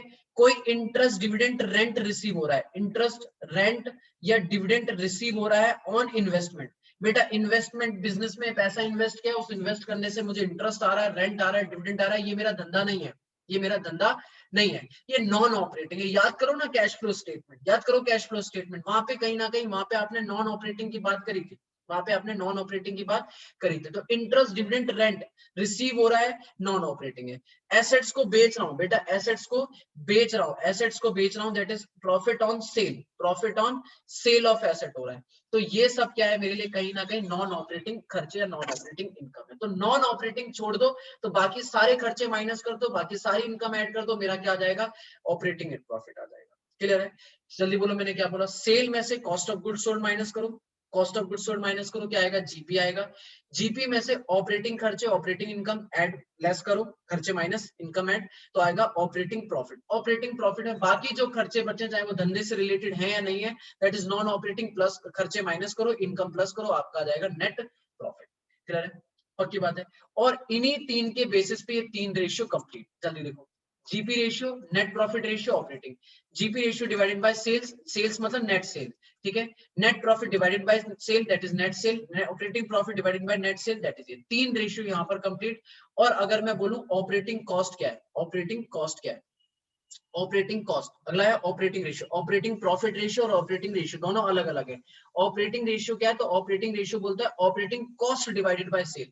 कहने का मतलब क्या है, ऑपरेटिंग कॉस्ट क्या है, cost of goods sold plus operating expenses, plus operating expenses minus operating income, minus operating income. तो ये आ जाएगा धंधे की मेन कॉस्ट, ये आ जाएगी धंधे की मेन कॉस्ट की इतनी लागत पड़ रही है मुझे बिजनेस को चलाने में, दैट इज ऑपरेटिंग कॉस्ट की। Cost of goods sold, goods को बना के बेचने में जो कॉस्ट पड़ रही है वो तो है ही, प्लस एडिशनल खर्चे हो रहे हैं, लाइक सैलरी देनी पड़ रही है, डेप्रिसिएशन लग रहा है, एडवर्टाइजमेंट करना पड़ रहा है, सिक्योरिटी गार्ड को देना पड़ रहा है, लाइटिंग का खर्चा आ रहा है, वाटर का खर्चा आ रहा है, ऑफिस का खर्चा आ रहा है, डायरेक्टर की रेम्यूनरेशन आ रही है, सारे खर्चे सब कुछ यहाँ पे लिख दिया। इनकम में बैड डेप्ट रिकवर्ड हो रहे हैं, कोई मेरे को वैसे नॉर्मल इनकम हो रही है, ठीक है, चैरिटी वगैरह कुछ भी आ रहा है दैट इज नॉर्मल, अगर मेरे लिए बिजनेस की वजह से ग्रांट वगैरह मिल रही है, सब्सिडी वगैरह मिल रही है, ये सारी इनकम मेरी ऐड हो जाएंगी, दैट इज ये मेरी क्या होगी, ऑपरेटिंग कॉस्ट आ गई। क्लियर है, ऑपरेटिंग कॉस्ट आ गई। आपको मैं एक और चीज बता दूं, कहीं ना कहीं अगर ऑपरेटिंग प्रॉफिट, ऑपरेटिंग प्रॉफिट अगर मैं बोलूं तो ऑपरेटिंग प्रॉफिट और operating cost, operating profit ratio और ऑपरेटिंग कॉस्ट को, ऑपरेटिंग रेशियो को, ऑपरेटिंग रेशियो को अगर ऐड कर दूं तो ये हमेशा इक्वल टू होगा 100%। क्यों, क्योंकि भैया भाई सेल्स में से ऑपरेटिंग कॉस्ट को माइनस करोगे तो क्या आएगा, ऑपरेट। बेटा देखो ना मैंने क्या करा, मैंने कहा ये और ये दोनों को ऐड कर दिया तो यही है ऑपरेटिंग कॉस्ट, यही है क्या, ऑपरेटिंग कॉस्ट। तो सेल्स में से ऑपरेटिंग कॉस्ट को माइनस करो तो आपका क्या आ जाएगा, ऑपरेटिंग प्रॉफिट। तो पॉइंट इज कि अगर मैंने कहा 100 रुपए की प्रॉफिट, 100 रुपए का सेल है, 100 रुपए की सेल है और उसमें minus operating cost, operating cost है 80 रुपए, तो प्रॉफिट कितना हो गया, ऑपरेटिंग प्रॉफिट हो गया 20 रुपए। ऑपरेटिंग प्रॉफिट हो गया 20 रुपए। अब अगर ऑपरेटिंग प्रॉफिट रेशियो निकालोगे तो आप बोलोगे 20 डिवाइडेड बाय 100 बोले तो 20%। और अगर ऑपरेटिंग रेशियो निकालोगे तो ऑपरेटिंग रेशियो आ गया ऑपरेटिंग कॉस्ट डिवाइडेड बाय 100 बोले तो 80%। तो 80 और 20 दोनों को ऐड करोगे तो कितना आ जाएगा 100%। क्लियर है? तो कई बार क्वेश्चन में आपको ऑपरेटिंग रेशियो दिया होगा, ऑपरेटिंग प्रॉफिट रेशियो पूछेगा तो कोई दिक्कत नहीं, 100 में से ऑपरेटिंग रेशियो माइनस कर दो, ऑपरेटिंग प्रॉफिट आ गया। या ऑपरेटिंग प्रॉफिट दिया होगा, ऑपरेटिंग कॉस्ट रेशियो या ऑपरेटिंग रेशियो पूछेगा तो ऑपरेटिंग प्रॉफिट को 100 में से माइनस कर दो, 100% में से माइनस कर दो, आपका क्या आ जाएगा ऑपरेटिंग रेशियो आ जाएगा। याद रहेगा? पक्की बात है। सर कई बच्चों को डाउट होता है सीओजीएस कैसे निकालना है, कई बच्चों को डाउट होता है sir COGS cost of goods sold कैसे निकालना है। तो वही पुराना बचपन वाला तरीका, वैसे मैं इसे टर्नओवर रेशियो में डिस्कस करूंगा एक्टिविटी रेशियो में। वैसे याद रखना opening stock plus net purchase बोले तो cash plus credit minus return plus direct expenses minus closing stock. Direct expenses बोले तो फैक्ट्री के खर्चे, डायरेक्ट एक्सपेंसेस बोले तो फैक्ट्री के खर्चे, जैसे कि गुड्स को मतलब फैक्ट्री के खर्चे बोले तो गुड्स के बनने तक का जो खर्चा हो रहा है, जो मेरे ट्रेडिंग में आया करते थे, बचपन में ट्रेडिंग में आया करते थे बोले तो डायरेक्ट की अगर मैं सर लिस्ट बताऊं तो डायरेक्ट में क्या क्या होता था सर, वेजेस हुआ करता था, ठीक है, फ्रेट कैरिज कार्टेज इनवर्ड हुआ करता था, फ्रेट इनवर्ड वगैरह होता था, फ्रेट इनवर्ड कैरिज कार्टेज वगैरह इनवर्ड, कैरिज इनवर्ड, या कोई भी फैक्ट्री का खर्चा एक्सपेंसेस ऑन परचेज हुआ करता था, जैसे कि रॉयल्टी एंड परचेज है, कमीशन ऑन परचेज दे रही हूँ, या फिर फैक्ट्री का कोई खर्चा होता था, फैक्ट्री का खर्चा। तो ये सारे खर्चे क्या होते थे, कहीं ना कहीं मेरे डायरेक्ट खर्चे होते थे। तो opening stock plus net purchase plus direct expense क्या हो जाएंगे मेरे, माइनस क्लोजिंग स्टॉक सीओजीएस आएगा, सेल्स में से सीओजीएस माइनस करेंगे तो जीपी आएगा, जीपी में से ऑपरेटिंग खर्चे माइनस करूंगा, ऑपरेटिंग इनकम प्लस करूंगा, ऑपरेटिंग प्रॉफिट आएगा, ऑपरेटिंग प्रॉफिट में से बाकी नॉन ऑपरेटिंग खर्चे और नॉन ऑपरेटिंग इनकम एडजस्ट कर दूंगा तो मेरा नेट प्रॉफिट आ जाएगा। जल्दी बोलो क्या ये आपको 4 रेशियो कंप्लीट हो गए, GP ratio, net profit ratio, operating ratio, operating profit ratio. इन पर क्वेश्चन करेंगे अगली क्लास में। क्लियर है? अब लास्ट इज रिटर्न। इनमें कुछ रिटर्न है बेटा, रिटर्न के पॉइंट है, इनमें रिटर्न वाले पॉइंट है, ये जो कुछ रिटर्न्स हैं आपके, कुछ रिटर्न्स निकालने को आ जाते हैं। 3 तरीके के रिटर्न्स पूछ लेता है, return on investment, return on net worth और रिटर्न ऑन एसेट। कोई दिक्कत वाली बात नहीं है, सिंपल सी बात है। देखो return on investment the most important formula ROI EBIT upon में कैपिटल एम्प्लॉयड, ईबीआईटी अपॉन में कैपिटल एम्प्लॉयड।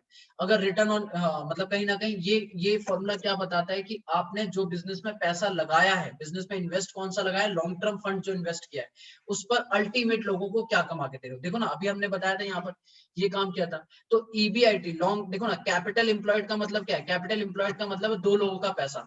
कौन कौन? एक तो नॉन करंट लायबिलिटी और एक शेयर होल्डर फंड, और शेयर होल्डर फंड में भी इक्विटी शेयर कैपिटल और प्रेफरेंस शेयर कैपिटल दोनों का पैसा, इक्विटी का कैपिटल प्रेफरेंस। तो इसका मतलब 3 लोगों का पैसा हो गया ना, एक तो नॉन करंट लायबिलिटी, एक इक्विटी शेयर वालों का और एक प्रेफरेंस शेयर वालों का। तो 3 लोगों का पैसा आपने लिया, इन 3 लोगों के लिए अल्टीमेट आप क्या कमा के दे रहे हो, क्या रिटर्न दे रहे हो। तो इन तीनों के लिए आपने कहीं ना कहीं यही तो दिया, ये ईबीआईटी यही तो कमाया उन तीनों के लिए, क्योंकि यहीं से इन तीनों को देना शुरू किया, पहले इंटरेस्ट दिया, फिर प्रेफरेंस वालों को दिया, फिर इक्विटी वालों को।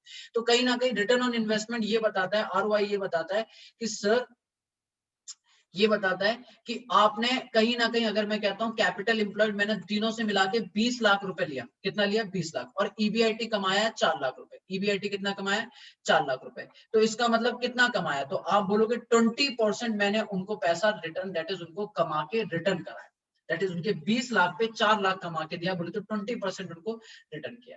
अगर मैं यहाँ पर बाकी रेशियो बोलूं तो रिटर्न ऑन नेटवर्थ, नेटवर्थ मतलब है कि भैया मालिकों, नेटवर्थ बोले तो that is share holder fund, network बोले तो share holder fund, share holder fund मतलब मालिकों के लिए क्या कमाया, तो मालिकों के लिए हमने कमाया बेटा पैट, क्योंकि यहां से मालिकों को देना शुरू किया। तो मालिकों का हो गया, मालिकों का दैट इज मालिकों का पैसा डिवाइडेड बाय पैट। मैंने कहा मालिकों का लगाया 15 लाख और मालिकों के लिए कमाया सिर्फ 3 लाख, मालिकों के लिए कितना कमाया 3 लाख। तो अगेन कितना हो गया, दैट इज अगेन 20% मालिकों के लिए भी कमा लिया। और last is return on asset, कि भैया बिजनेस में जितना पैसा इन्वेस्ट किया है, जितना पैसा इन्वेस्ट किया उसके लिए कितना कमाया, पैट बोले तो नेट प्रॉफिट, अल्टीमेट नेट कितना कमाया। तो total asset divided by total asset, मतलब total asset net profit divided by total assets, कि मैंने जो अपनी एसेट्स हैं सारी एसेट्स को यूज करें इतना नेट प्रॉफिट बिजनेस में कमाया। क्लियर है? तो ये आपको 3 रेशियो याद रखने पड़ेंगे बेटा। सिंपल सिंपल मैंने रेशियोज रिवाइज कराए हैं, अब इन रेशियोज को आप दैट इज चार्ट बनाओ चाहे कैसे भी करो, आप इनको करो, इन पे क्वेश्चंस की प्रैक्टिस आपको करना है। मैं आपको रेशियो वाला वो सेल्फ मेड वाला भी शेयर करूंगा, आप आराम से एक एक करके रेशियोज खत्म करेंगे, ठीक है। लास्ट मैं आपके साथ अभी डिस्कस करने वाला हूं अब मार्केट टेस्ट रेशियो, और उसके बाद जो अगला रहेगा वो रहेगा एक्टिविटी, वो आज की क्लास में नहीं करेंगे, वो नेक्स्ट क्लास में करेंगे, प्लस प्रैक्टिस करेंगे, ठीक है।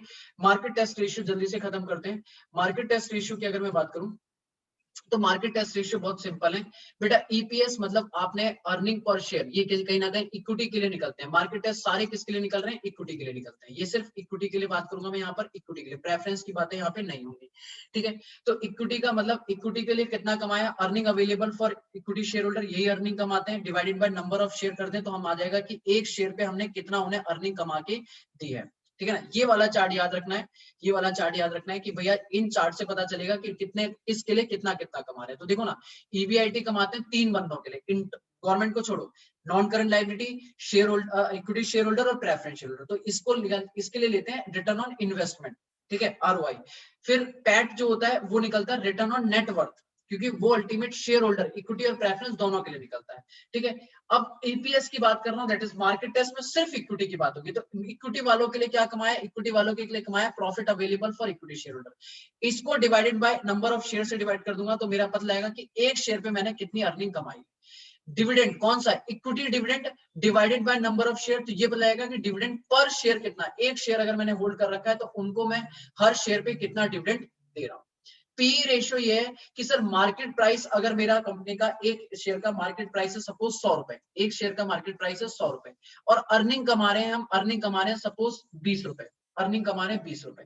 कहीं ना कहीं कंपनी जो अर्निंग कमा के एक शेयर पे दे रही है वो 20 रुपए, और वो शेयर मार्केट में कितने का बिक रहा है, 100 रुपए का। तो इसका मतलब कितने टाइम्स बिक रहा है, 5 टाइम्स। कितना बिक रहा है, 5 टाइम्स। इसका मतलब है, देखो इसको दो तरीके से सोचा जा सकता है। एक तरीका तो ये सोचने का कि कहीं ना कहीं लोग जो पैसा देने के लिए तैयार हैं वो आपकी अर्निंग के 5 गुना देने को तैयार है, कि आप जितना कमा रहे हो, आप जितना उनको कमा के दे रहे हो, वो उससे 5 गुना आपको देने को तैयार है, ठीक है। दूसरा तरीका ये है कि अगर मैं इस कंपनी में पैसा लगाता हूं तो 5 टाइम्स में मुझे ये पैसा कहीं ना कहीं कंपनी कमा के दे देगी, ठीक है। This is price earning ratio, clear है, कोई दिक्कत नहीं है। नेक्स्ट वन इज, अगर मैं बोलूं तो ये कहीं ना कहीं डिविडेंड से रिलेटेड है। कंपनी ने कमाया, सपोज मैंने कहा 100 रुपए, कंपनी ने कमाया कितना, 100 रुपए, अर्निंग कमाया, ईपीएस कमाया 100 रुपए।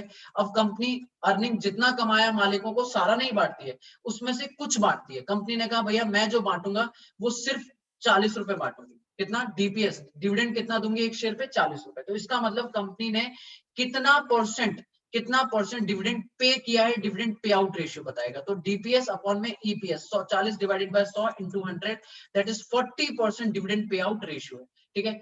अगर मैं बोलूं जो बच गया उसे बोलते हैं रिटेंशन रेशियो। क्या बोलते हैं, रिटेंशन रेशियो, कि 60% कंपनी ने रिटेन कर लिया, that is retained earning divided by EPS, clear. और डिविडेंड यील्ड रेशियो है कि हमने कितना डिविडेंड कमाया, ये नहीं बोल रहे डिविडेंड दिया कितना। मैंने 100 रुपए लगा के अल्टीमेट कंपनी ने मुझे कितना दिया, कंपनी ने मुझे सपोज मैंने कहा कंपनी ने मुझे 8 रुपए दिया, ठीक है, डिविडेंड मैंने कहा सपोज 8 रुपए, या मैं कहूँ यहाँ पे 100 रुपए कमाए, 1000 रुपए लगा के 40 रुपए दिए कंपनी ने, तो कहीं ना कहीं मैं कह सकता हूँ 4% कंपनी से मैंने क्या करा है, 4% ही आएगा ना, हाँ 4% कंपनी से क्या करा, कमाया। 1000 रुपए का शेयर था, 40 रुपए कंपनी ने मुझे डीपीएस दिया है, तो कहीं ना कहीं मैंने कमाया कितना, 4%, ठीक है। अब मैं इन सारे रेशियोज को एक बार मतलब ऐसे करता हूँ, आपको चार्ट से करता हूँ, ध्यान से सुनना। देखो अगर मैं पूरी इनकम स्टेटमेंट बनाऊं, पूरी इनकम स्टेटमेंट, तो ध्यान सुनना, इनकम स्टेटमेंट ऐसी फिगर से लेता हूं। एक कंपनी की नेट सेल है 50 लाख की, ठीक है, माइनस सीओजीएस है 35 लाख की, तो जीपी आ गया, ग्रॉस प्रॉफिट हो गया 15 लाख। उसमें से ऑपरेटिंग खर्चे माइनस करे इन्होंने, ऑपरेटिंग खर्चे माइनस करे 5 लाख के। ऑपरेटिंग इनकम नहीं है तो मेरा ऑपरेटिंग प्रॉफिट आ गया 10 लाख का, ठीक है। इसे हम लोग ऑपरेटिंग प्रॉफिट को ईबीआईटी भी बोल देते हैं, ठीक है, ईबीआईटी भी बोल देते हैं एक्स्ट्राऑर्डिनरी आइटम्स वगैरह को छोड़ के, ठीक है। मैंने इसमें से माइनस करा इंटरेस्ट, इंटरेस्ट कंपनी ने पे करा है 2 लाख का, ठीक है। तो डिवाइडेड बाय 8 लाख, 8 लाख का क्या आ गया, profit before tax, profit before tax, PBT, profit before tax. ठीक है, माइनस करेंगे, ये इंटरेस्ट हमारा क्या, नॉन ऑपरेटिंग एक्सपेंस हो गया। ठीक है, okay, profit before tax, tax minus करेंगे, टैक्स है एट द रेट, सपोज मैंने कहा 30% या 50% लेते हैं, 30% ले लेते हैं। ठीक है, 2,40,000, 2,40,000, तो ये आ गया है ना, तो ये आ गया कितना, 5,60,000 profit after tax, that is PAT, और पैट बोले तो नेट प्रॉफिट, पैट बोले तो नेट प्रॉफिट। ठीक है, ओके, अब इसमें से माइनस करा मैंने, इक्विटी शेयर कैपिटल है, सपोज इक्विटी शेयर कैपिटल है 10 लाख की। ठीक है, प्रेफरेंस शेयर कैपिटल है 9%, प्रेफरेंस शेयर कैपिटल है, ये भी सपोज 10 लाख की है, और 10% डिवेंचर है, 10% डिवेंचर है 5 लाख के। ठीक है, और तो कंपनी ने डिविडेंड दिया है माइनस प्रेफरेंस डिविडेंड, तो प्रेफरेंस डिविडेंड कितना आएगा, प्रेफरेंस डिविडेंड आएगा 10 लाख का 9%, 10 लाख का 9%, तो आइए आ गया 90,000, तो ये आ गया 4,50,000, 4,50,000, इसे बोलेंगे earning available for equity share holder, earning available for equity share holder.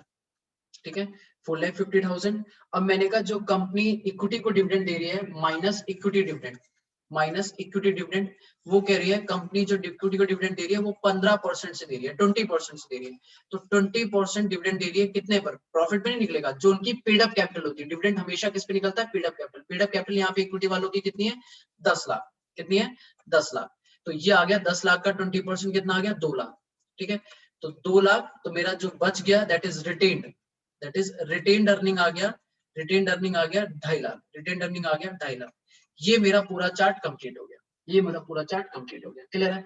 अब मैं आपसे कुछ रेशियोज पूछना चाहता हूँ, अब मैं आपसे कुछ रेशियोज पूछना चाहता हूँ, मैं कहता हूँ उल्टे से शुरू करते हैं, सबसे पहले क्या निकालते हैं, मार्केट टेस्ट रेशियो, सबसे पहले क्या निकालते हैं, मार्केट टेस्ट रेशियो, देखना ध्यान से, सोल्यूशन, मार्केट टेस्ट रेशियोज, फिर प्रॉफिटेबिलिटी रेशियो निकालेंगे, मार्केट टेस्ट रेशियोज निकालें, तो सबसे पहला रेशियो क्या निकालेंगे इसमें, ईपीएस, अर्निंग पर शेयर, तो अर्निंग कितना कमाया, दैट इज अर्निंग कमाया 4,50,000, और नंबर ऑफ शेयर, एक शेयर में मान लेता हूं, अज्यूम कर लेता हूं, ये नंबर ऑफ शेयर 10 लाख की 10 लाख की इक्विटी शेयर कैपिटल है, 10 लाख की इक्विटी शेयर कैपिटल है, ये मैं बोलता हूँ ये क्या है, ये कैपिटल स्ट्रक्चर है, ये कैपिटल स्ट्रक्चर है, और एक शेयर 10 रुपए का है, एक शेयर 10 रुपए का है, तो इसका मतलब नंबर ऑफ शेयर कितने हो गए, 1 लाख, नंबर ऑफ शेयर कितने आ गए, 1 लाख, तो 4 lakh divided by number of share 1 lakh, तो इसका मतलब कितना आ गया, 4.50 पर शेयर, पर शेयर, ये क्या आ गया, ईपीएस। ठीक है, 4 रुपए 50 पैसे, 4 रुपए 50 पैसे आ गया, नहीं नहीं नहीं, 4 रुपए 50 पैसे भी नहीं, 0.45 आएगा ना,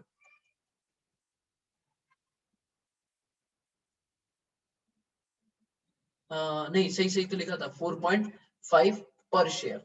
ठीक है, एक शेयर पे कितना दे रहा हूँ, 4.5 पर शेयर। डीपीएस निकालूं, अगर मैं बोलूं तो डीपीएस निकालूं, तो डीपीएस क्या बोलोगे आप, डीपीएस बोलोगे, डीपीएस डिविडेंड कितना दिया, 2 लाख रुपए कंपनी ने, 2 lakh divided by 1 lakh, 2 lakh divided by 1 lakh, तो ये आ गया 2 रुपए पर शेयर, 2 रुपए पर शेयर।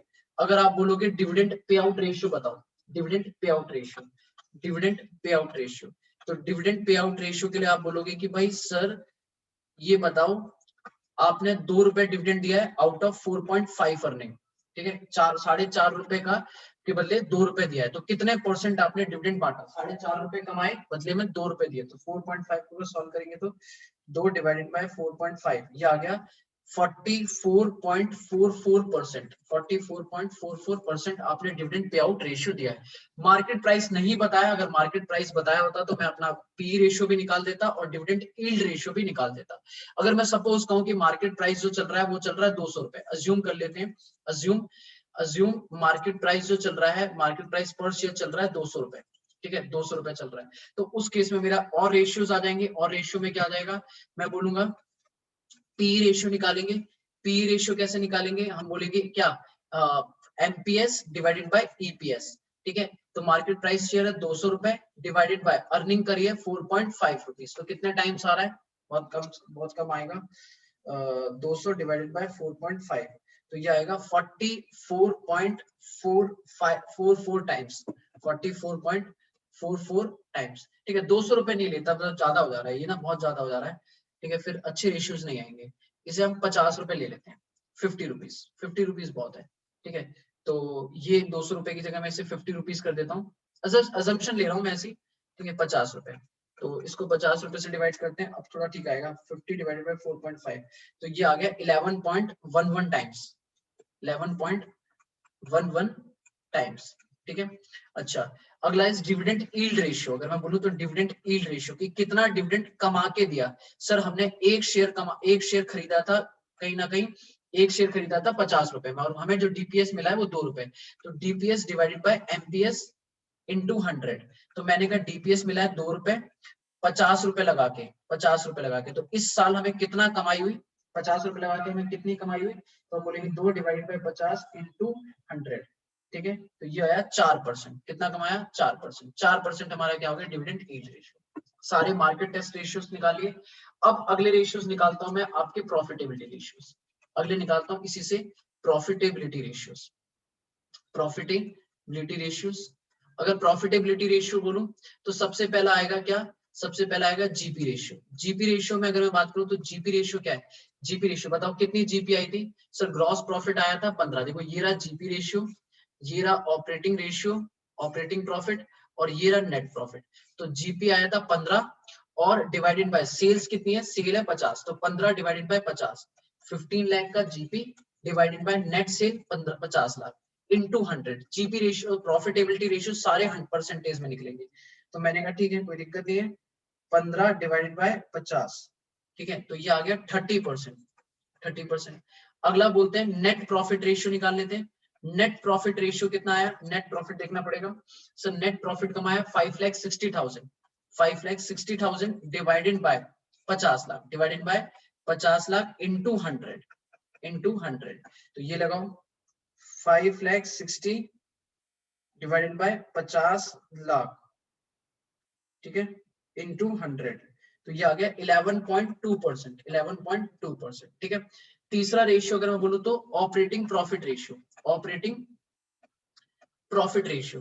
तो ये भी नॉर्मल है। ऑपरेटिंग प्रॉफिट लिखो, कितना आया operating profit. Sir operating profit जो है वो आया है 10 लाख, तो 10 lakh divided by 50 lakh, 10 lakh divided by 50 lakh.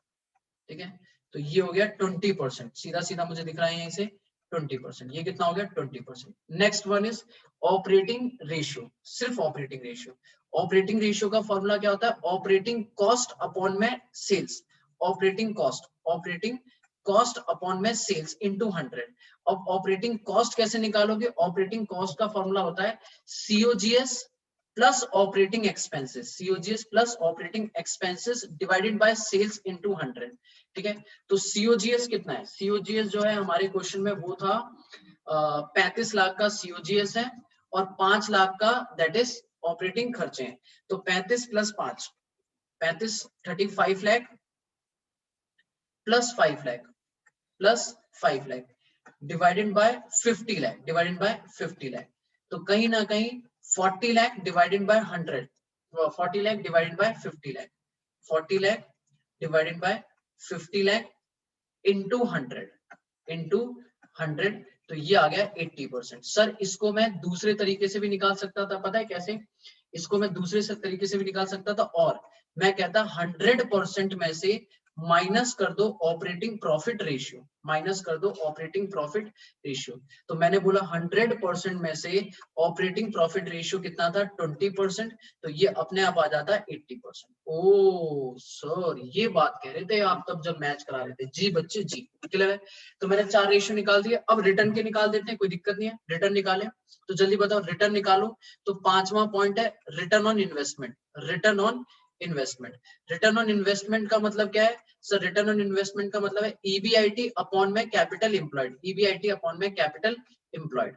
ठीक है, ईबीआईटी मुझे पता है that is operating profit. EBIT कितना आया था 10 लाख, 10 लाख का ईबीआईटी है, 10 लाख का ईबीटी है। और कैपिटल एम्प्लॉयड बोले तो equity share holder, equity share capital, preference share capital, reserve and surplus और लॉन्ग टर्म फंड्स बोले तो नॉन करंट लायबिलिटी, मतलब पूरा शेयर होल्डर फंड और नॉन करंट लायबिलिटी। मेरे यहाँ पे डिटेल है, मेरे पास क्वेश्चन है जो मैंने डिटेल दिया आपको, वो इस कुछ इस तरीके के दिए।